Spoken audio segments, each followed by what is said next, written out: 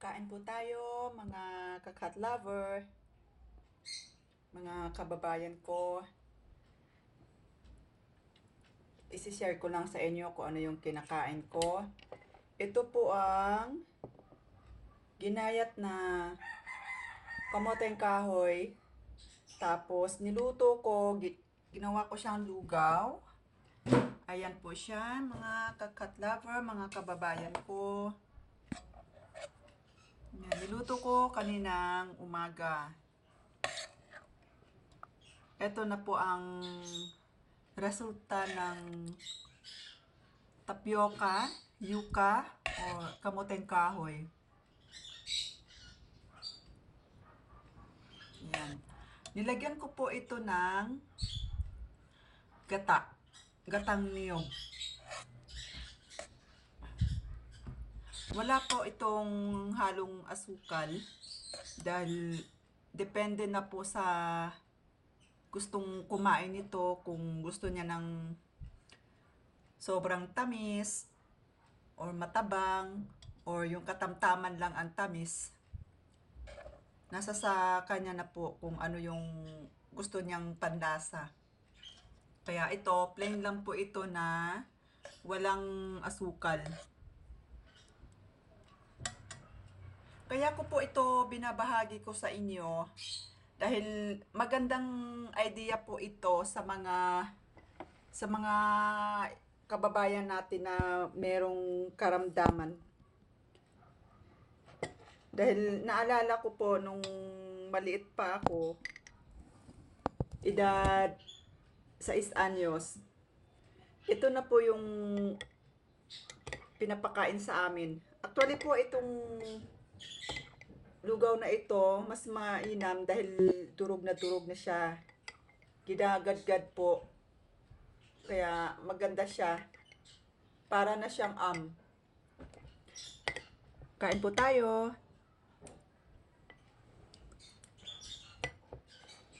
Ayoko lang po ipakita yung mukha ko muna sa inyo kasi sobrang pawis po ako galing sa labas. Kumuha po ako ng malunggay para panghalo sa munggo na niluto ko. Ito po yung malunggay na kinuha ko sa labas. Pasensya na po, medyo blurred yung video ko. Yan. So, ganyan po ang kinakain ko. Actually po, ngayon lang ako gumawa nito. Kasi, parang nagkaroon po ako ng idea dahil nung maliit pa ako, pinapractice na sa amin yung pagkain ng kamoteng kahoy. Dahil naalala ko before na nilugaw siya, napakaraming tubig, napakaraming sabaw. Pero, nung naalala ko noon, kakalingkingan lang ang laki ng laman ng kamoteng kahoy ang ibinibigay sa amin. Tapos, para siyang mabigat siya sa tiyan. Para ka na rin kumakain ng kanin. Ganun po. And then, sensya na po ha. Pabor po ito sa mga may sakit. Lalo na pag walang ganong kumain, ayaw ngumuya. Ito yung perfect sa kanila.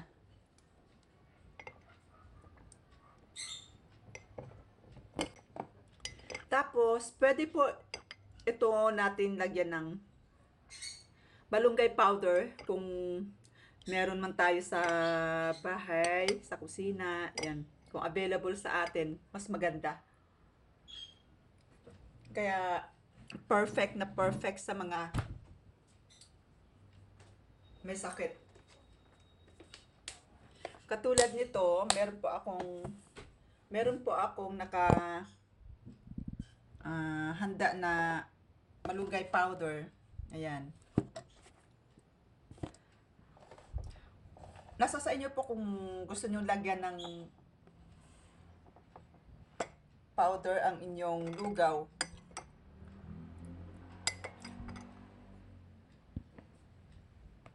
Kung nagda-diet po tayo, ito ang maganda. So, susubukan kong lagyan ng konting malunggay powder. Konti lang.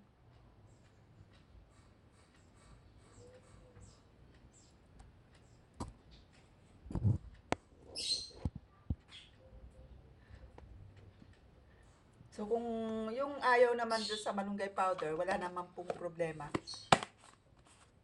Ito ay optional lamang kung gusto nyo. So, titikman natin kung ano ang lasa pag may halong malunggay powder.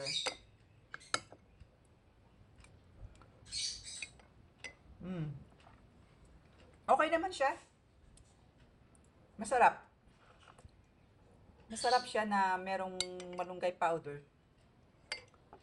Pero nasa sa inyo na po kung ano yung prepared na gusto nyong ilagay.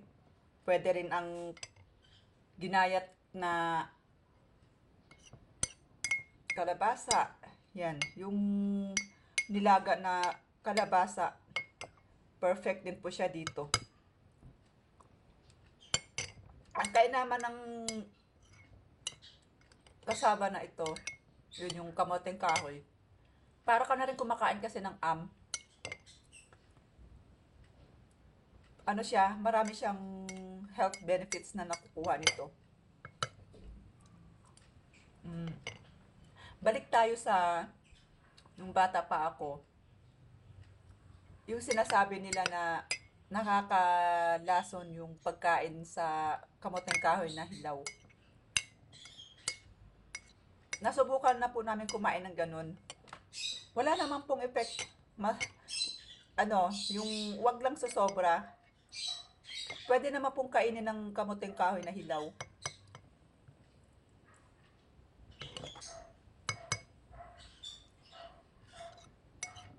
Basta wag lang sa sobrahan ang pagkain nun. Yung iba ang ginagawa nila, ginagayat yung kinakayas yung outer layer ng kamoteng kahoy para daw matanggal ang lason. Pero para sa akin kasi nung natandaan ko noon, yung kinakain ko hindi naman tinatanggalan ng hindi kinakayas yung outer layer ng balat. Basta diretso pangos. Wala namang nangyari. Basta wag lang sosobrahan ng pagkain.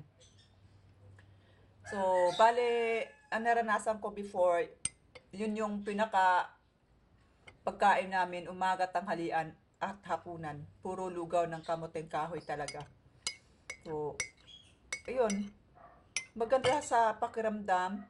Wala kang sakit. Perfect siya. Lalo na sa ngayon na marami nang iniinda ang tao. Mga meron ng diabetes, may high blood, yan, mga sakit sa bato, tuberculosis, maraming iniinda ang tao ngayon. Ito ang mai-recommend ko sa inyo. Instead na rice, pwede naman ang rice. Yan lang, mas maraming benefits ang nakukuha natin sa kamoteng kahoy. Bukod sa organic siya, at syempre, talagang yung kumbaga sa ilalim ng lupa ito nakukuha ang kanyang laman. Ang rice kasi nabobombahan pa ng fertilizer. Itong kamoteng kahoy, sa ilalim siya ng lupa, kaya organic siya. Depende na po sa iba kasi yung iba, yung mga malalaking farm, ginagamitan na rin nila ng organic. Ng fertilizer. So, depende na po kung gaano sila kadalas maglagay nun.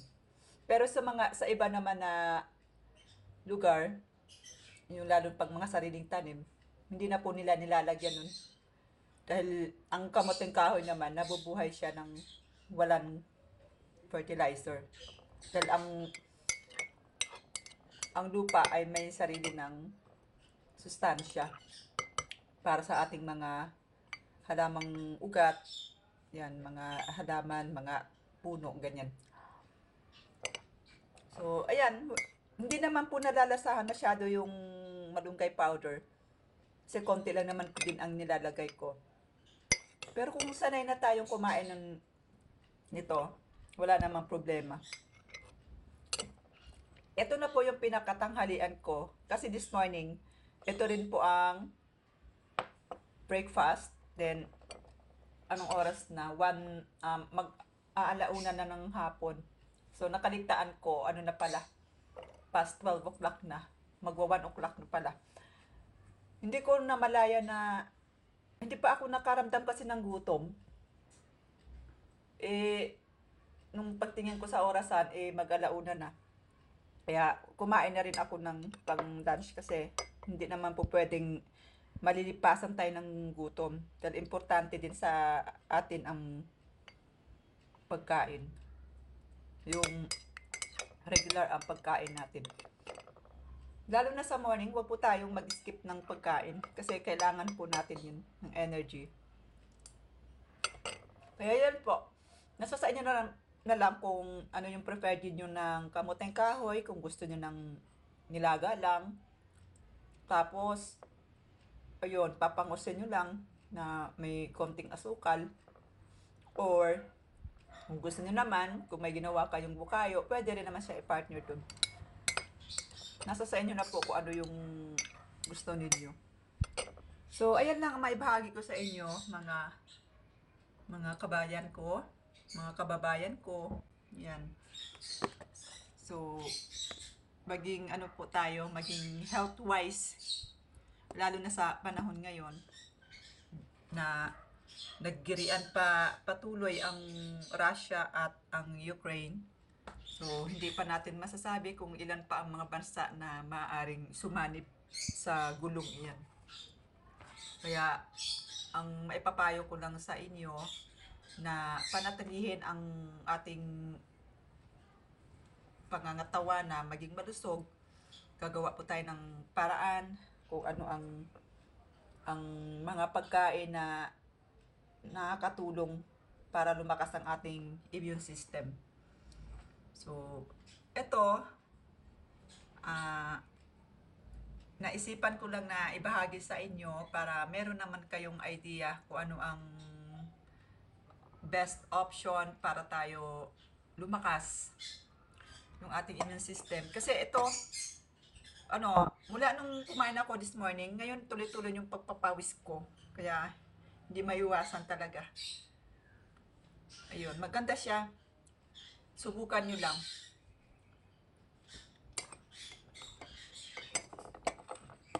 Kung magdadagdag pa ako pag naubos ito.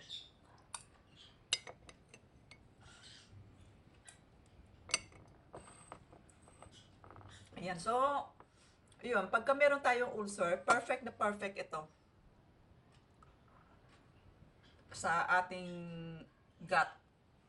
Yan, pag may mga sira na yung bituka natin, ito yung mats para unti-unting mag-heal ang ating sirang bituka. Yan. So, hindi lang naman sa ulcer ang pabor sa ganitong sistema ng dugaw, ng kamuting kahoy.